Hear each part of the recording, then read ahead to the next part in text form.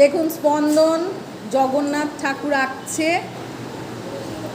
দেখুন ও একটা চক দিয়ে আঁকছে, ওর মানে মুছতেও হচ্ছে না, কতটা সাবলীলভাবে ও আঁকছে। এই ঠাকুরটা ওই এঁকেছে। একে বলছে ম্যাম তুমি ছবি তুলে দিয়ে দাও, তাহলে ওরা আঁকতে পারবে। তাই আপনাদেরকে দিচ্ছি গ্রুপে, বাচ্চাদেরকে এটা দেখাবেন আর ওদেরকে বলবেন দেখে দেখে আঁক। স্পন্দন কিন্তু ভীষণ একটা চঞ্চল বাচ্চা, কিন্তু ওর হাতের আঁকা কিন্তু আমাকে খুবই মুগ্ধ করে, আমার ভালো লাগে ওর হাতের আঁকা। তা ওর মাকে আমি বলেও ছিলাম যে আপনি ওর আঁকাটা ছাড়ালেন কেন, ওকে আবার আঁকার স্কুলে ভর্তি করে দিন।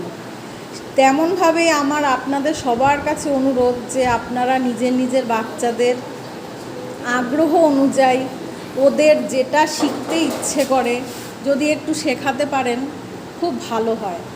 আজকাল সবাই সব কিছু শেখে, তো সেখানে আমাদের স্কুলের বাচ্চারা ম্যাক্সিমাম এইসব ব্যাপারে যদি পিছিয়ে থাকে আমাদের একটু কষ্টই হয়।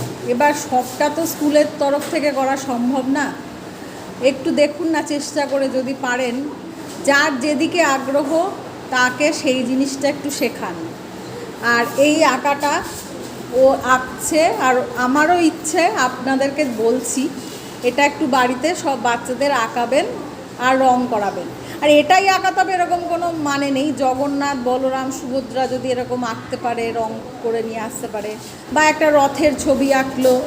স্পন্দন কে শিখিয়েছে বলো? খুব সুন্দর হয়েছে, একটু দাঁড়াও তোমাকে সবাই দেখুক। ভেরি গুড, যাও।